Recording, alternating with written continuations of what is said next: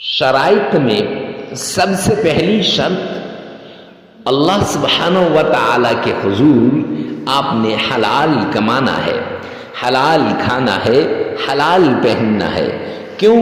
سرور کونین نے فرمایا الکاسب حبیب اللہ، محنتی اللہ کا دوست ہے، اور آپ نے محنت کرنی ہے۔ اور دوسری ایک حدیث پاک میں سرور کونین نے فرمایا جو شخص حرام کا ایک لقمہ کھاتا ہے تو 40 دن تک اس کی کوئی عبادت قبول نہیں ہوتی، نہ نماز قبول ہوتی ہے، نہ اس کی اور کوئی عبادت قبول ہوتی ہے۔ تو معزز سامعین کرام، اگر آپ نے حرام کھا لیا تو پھر آپ کی عبادات قبول نہیں ہوں گی، تو وظائف کہاں سے اثر کریں گے؟ تو وہ وظائف کے مؤثر ہونے کے لیے پہلی شرط حلال کمانا، حلال کھانا، حلال پینا اور حلال پہننا ہے۔ تو اس لیے آپ نے پہلی شرط پر عمل کرتے ہوئے حلال کمانا ہے، حلال کھانا ہے اور حلال پہننا ہے۔ دوسری شرط، آپ نے نماز کی پابندی کرنی ہے، کیوں اللہ کا اعلان ہے قرآن پاک کے اندر وَمَنْ أَعْرَضَ عَنْ ذِكْرِي فَإِنَّ لَهُ مَعِيشَةً ضَنْكًا، جو میرے سامنے جھکنے سے اعراض کرے گا، جو میری یاد سے غافل ہوگا، جو مجھے یاد نہیں کرے گا، قرآن کی تلاوت نہیں کرے گا، نماز نہیں پڑھے گا، فرمایا فَإِنَّ لَهُ مَعِيشَةً ضَنْكًا، میں اس کی معیشت کو تباہ و برباد کر کے رکھ دوں گا۔ تو جب اللہ کسی کی معیشت کو تباہ و برباد کر دیں تو کوئی ہے جو اس کی معیشت کو صحیح کر سکے؟ تو اس لیے معزز سامعین کرام، آپ نے یہ 5 نمازیں لازمی پڑھنی ہے۔ ہاں آگے پیچھے ہو جائیں تو خیر، لیکن وقت پہ پڑھنے کی کوشش کرنی چاہیے۔ تیسری شرط، آپ نے اکیلے میں، تنہائی میں، ایسی جگہ میں آپ نے عمل کرنا ہے جہاں کوئی آپ کو ڈسٹرب نہ کرے، ڈسٹربنگ کریٹ نہ کرے۔ کیوں؟ جب ڈسٹرب ہوں گے پھر وظیفے کی طرف دھیان نہیں رہے گا، جب دھیان نہیں رہے گا تو پھر معزز سامعین کرام کیسے وہ وظیفہ قبول ہوگا؟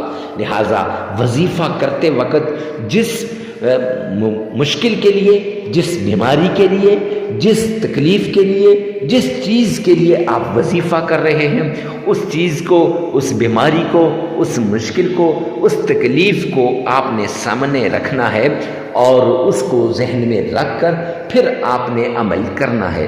انشاءاللہ یہ عمل آپ کے لیے آخری عمل ثابت ہوگا، آپ کی تکلیفیں دور ہو جائیں گی، آپ کی مصیبتیں ختم ہو جائیں گی۔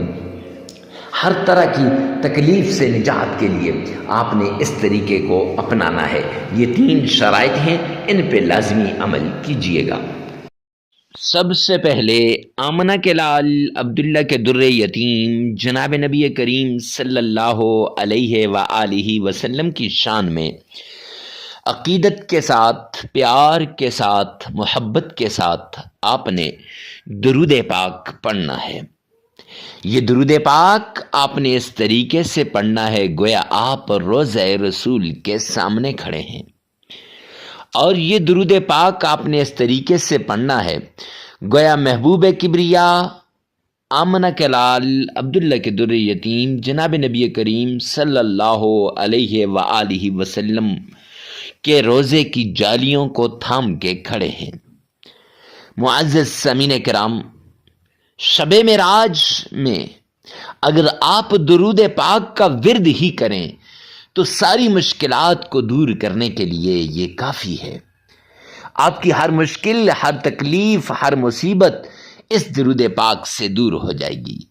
شب معراج ہو یا شب برات ہو، رمضان ہو یا شعبان ہو یا رجب ہو، کوئی بھی مہینہ ہو، جب آپ درود پاک کو عقیدت کے ساتھ، احترام کے ساتھ، محبت کے ساتھ پڑھتے ہیں تو یہ درود پاک آپ کو ضرور فائدہ دیتا ہے۔ تو آپ نے سب سے پہلے 3 مرتبہ پڑھنا ہے۔ ارے مفتی صاحب، یہ 3 مرتبہ ہی کیوں؟ 3 مرتبہ سے زیادہ کیوں نہیں؟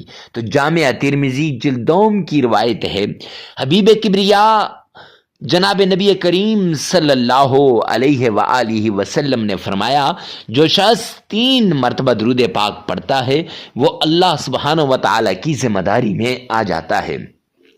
گویا آپ اللہ سبحانہ و تعالی کی ذمہ داری میں آ جائیں گے، اور جب بندہ اللہ کی ذمہ داری میں آ جاتا ہے تو پھر بندے کے سارے کام خود ہو جاتے ہیں، اللہ کریم ان کے کاموں کو خود کرتے ہیں۔